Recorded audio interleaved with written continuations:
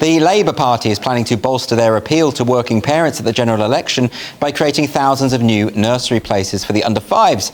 There's no doubt they're trying to solve a significant problem. Childcare is very expensive and nurseries are being forced to close at a worrying rate, meaning in some deprived areas, any form of childcare is hard to find. However, while broadly welcoming the Labour plans, some education experts think there is a danger of politicising nursery provision, and they pointed out that parents who would prefer to stay at home with their children also need help from the state. Joanna Williams has been writing about this important issue for The Times this week, and she joins me now. Joanna, welcome to the show. Surely this is a good thing that the Labour Party are intending to provide more for people who require nursery care.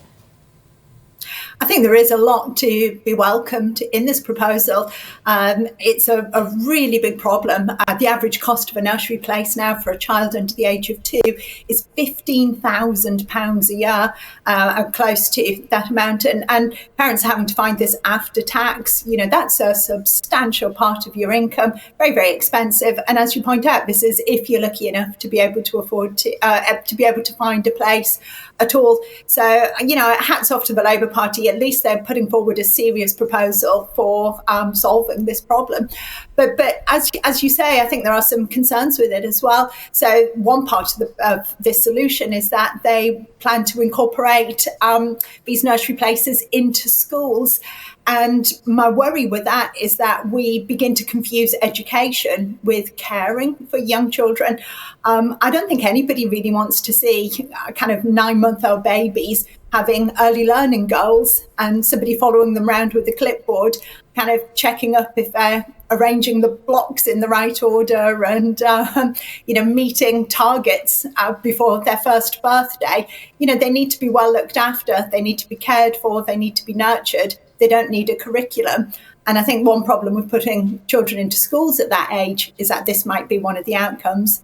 One of the things that you wrote about in your article for The Times is your fear that there might be a political element to the way in which this childcare takes place. Could you maybe elaborate a bit on that? Yeah, well, we've seen examples of this already in Scotland. In Scotland, there's 2 different governing bodies for nursery provision, and one of them is making quite a big deal about gender-neutral nursery provision, training nursery staff to use gender-neutral language. So this means not referring to the children as boys and girls, but using gender-neutral pronouns like they and them, and training the nursery assistants to use this language. And, you know, I just kind of think most parents, and with 3 children myself, you send your children off to nursery as a little boy or a little girl, and you kind of assume that when they come back at the end of the day, they're still going to be a little boy or a little girl, and they're not going to come home saying, "Mummy, I think I'm a girl now," when you've sent them off as a boy. But the other organisation in Scotland is very big on critical race theory and is implementing anti-racist education within the nursery. Now, I'm old enough to remember a famous Benetton advert which had pictures of babies, and that advert said, you know, there's some places in Britain where racism doesn't exist. And the whole point they were trying to make, I mean, bizarrely political for Benetton clothing, was that babies are not born racist. But we seem to have moved away from that in Scotland, and now we seem to have this assumption that even babies have racism in them that they need to be educated out of. There is something quite religious about some of the dogma of critical race theory, almost like a kind of original sin idea when it comes to talking about young children. But I think people will be surprised about that, because most people know, if they've been around very young children, that they're just not racist. They just don't have that. They don't understand the concept. So why on earth would teachers, caregivers of all people, start imposing these ideas? Where does that come from? Well, I think it comes from this idea that being not racist is not good enough anymore. You know, being not racist to me is makes you a decent human being. But what these woke activists think is that being not racist is not good enough. You have to be actively anti-racist. So we can take your average baby who's not racist, and we need to actually imbue them with anti-racism. And ironically, in order to do that, you've actually got to make these young children start seeing race everywhere. So they're not playing alongside other toddlers in the nursery, but they're actually seeing their fellow toddlers as having a skin colour which carries a significance.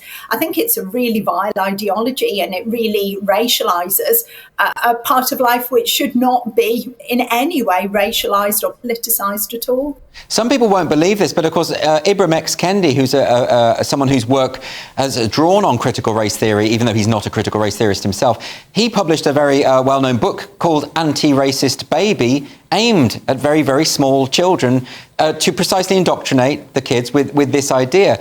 So why is it this is something that is a problem, and you've written about many times, throughout the educational sector, full stop, not just very young children, but at all levels, isn't it? Absolutely. And this is the point I was trying to make about, really a misunderstanding of what the purpose is, whether that's nursery or school. It's almost as if just caring for babies or just educating children is no longer enough. It's not enough just to teach children in a primary school how to read, write, spell, know their times tables. It's as if unless you've got this kind of political sense of purpose in relation to what you're doing, be that in relation to gender or race, then teachers feel as if their job or told that their job is worthless, that this becomes the main goal. So it's no longer enough just to kind of change babies' nappies, make sure they're well fed, make sure they're warm and have toys to play with. They have to actually teach them about gender and teach them about race. It's as if we've lost all sense of what should be the proper moral purpose of our institutions. So might there be a way just to support parents when it comes to childcare without the political element? And should people be resentful towards that? I know a lot of people say, well, why should my taxpayers' money be spent on people who've decided to have children? What would you say to that criticism?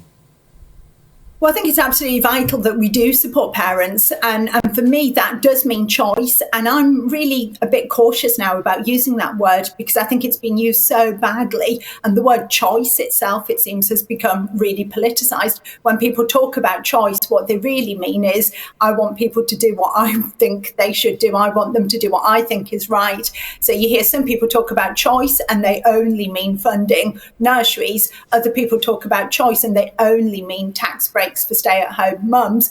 And actually, I think choice requires both of those things, and it would be expensive. But we've got a falling birth rate. I want to grow old in a world where there are lots of young children around, where there are workers earning money, making a productive economy. So I've got well-funded hospitals to look after me and retirement homes in my old age. And I think if we want that kind of society in the future, we do need to have a growing population, or at least a stable population. And that does mean supporting families and supporting people who want to have children, supporting the next generation. I think that's a really important thing to do. Joanna Williams, thank you very much.